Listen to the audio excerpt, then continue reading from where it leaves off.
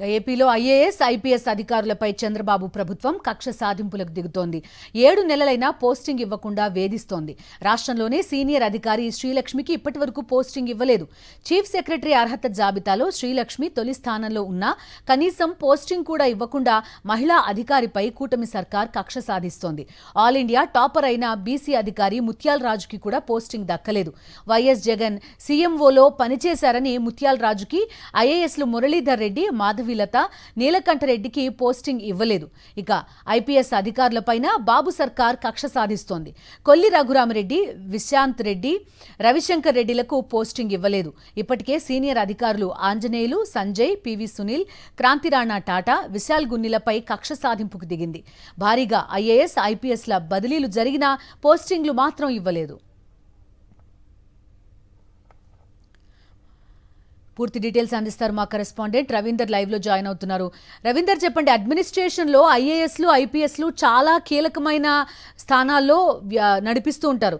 అలాంటిది కీలకమైన ఎవ్వరికీ కూడా ప్రస్తుతం ఇక్కడ పోస్టింగ్ లేని పరిస్థితి. ఓవైపు 2047 విజన్ అని చెప్తున్నారు, ఇక్కడ కనీసం వీళ్ళెవరికి కూడా పోస్టింగ్ లేని పరిస్థితి. అట్ ద సేమ్ టైం మనం విజయవాడ వరదలు చూసాం, తిరుపతి ఘటన చూసాం. ఇదన్నిటికీ కూడా సరైన అడ్మినిస్ట్రేషన్ లేకపోవడమే కారణం.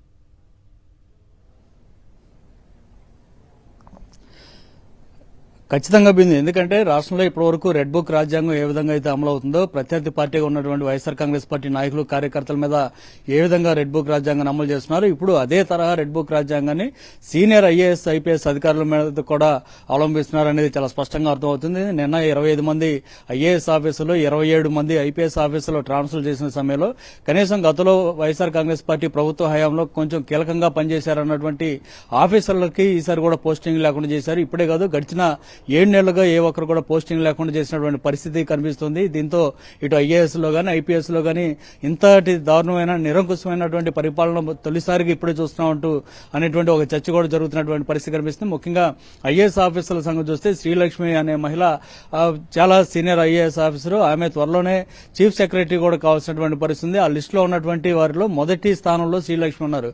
కానీ ఆమెను ఎక్కడ చీఫ్ సెక్రటరీ చేయాల్సి వస్తున్నటువంటి భావనతో ఆమెను తొక్కేసేటువంటి ప్రభుత్వం, తొక్కేసే విధంగా ప్రభుత్వం అయితే ఆ చర్యలు చేపట్టిన పరిస్థితిగా కనిపిస్తుంది. అది కాకుండా బీసీ వర్గానికి సంబంధించినటువంటి ముత్యాల నాయుడు గతంలో ఆయన వైఎస్ జగన్ జమానాలో ఇక్కడ సీఎంఓలో పనిచేసినటువంటి పరిస్థితి ఉంది. కాబట్టి ఆయన కూడా అప్పట్లో జగన్ కు కీలకంగా వ్యవహరించారనేటువంటి కారణంతో ఆయన మీద కూడా కక్ష కట్టి ఎక్కడ పోస్టింగ్ ఇవ్వకుండా 7 నెలలుగా వేధిస్తున్నటువంటి పరిస్థితి కనిపిస్తుంది. ఇక వారు కాకుండా కలెక్టర్ గా పనిచేసినటువంటి మురళీధర్ రెడ్డి గానీ, మాధవీలత గానీ ఇలాంటి అధికారుల మీద కూడా ఇదే విధంగా కక్ష సాధింపులకు చంద్రబాబు సర్కార్ దిగిందని చెప్పుకోవచ్చు. వీరు కాకుండా ఐపీఎస్ ఆఫీసర్ల సంగతి అయితే ఇక అత్యంత దారుణం అని చెప్పుకోవాలి. అప్పట్లో ఇంటెలిజెన్స్ డీజీగా పనిచేసినటువంటి పిఎస్ఆర్ ఆంజనేయులతో పాటు క్రాంతిరాణా టాటా గానీ, విశాల్ గున్ని మీద ఇప్పటికే బొంబాయికి సంబంధించినటువంటి జూనియర్ ఆర్టిస్టు జత్వానికి సంబంధించినటువంటి కేసులో వారిని ఇప్పటికే తీవ్రస్థాయిలో ఇబ్బందులు పెడుతున్నటువంటి పరిస్థితి చూస్తున్నాం. వారి మీద సస్పెండ్ వేయడంతో పాటు కనీసం ఇంతవరకు వారికి సంబంధించి ఎక్కడ పోస్టింగ్ కూడా ఇవ్వకుండా వేధిస్తుంది. వారికి కాకుండా సిఐడిలో పనిచేసినటువంటి పివి సునీల్ గానీ, సంజయ్ గానీ వీరికి కూడా అదే విధమైన చర్యలు అయితే చేపట్టింది చంద్రబాబు సర్కార్. వీరిని కూడా అత్యంత దారుణంగా వేధించడంతో పాటు అక్రమంగా కేసులు పెట్టి వారిని వేధించేటువంటి కార్యక్రమాన్ని కూడా తెరదీసినటువంటి పరిస్థితి గత కొద్ది రోజులుగా మనం చూస్తూనే ఉన్నాం.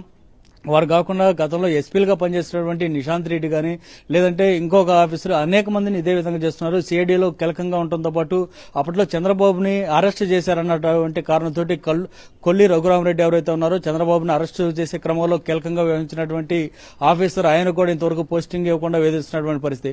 సో ఈ విధమైన దారుణమైన పరిస్థితులు చూస్తున్న తర్వాత ఐఏఎస్ లో గానీ, ఐపీఎస్ లో గానీ ఇంతటి దారుణమైన పరిస్థితి ఎప్పుడూ చూడలేదు. రాష్ట్రంలో ఒక నిరంకుశ పాలన అయితే కొనసాగుతుంది. అధికారులను ఈ స్థాయిలో వేధింపులు అనేది దేశంలో ఏ రాష్ట్రంలో కూడా కొనసాగట్లేదు. కేవలం ఆంధ్రప్రదేశ్లోనే జరుగుతున్నట్టు ఒక చర్చ అయితే వారిలో కూడా కొనసాగుతున్న పరిస్థితి కనిపిస్తుంది. Bindu. Okay Ravinder, thank you.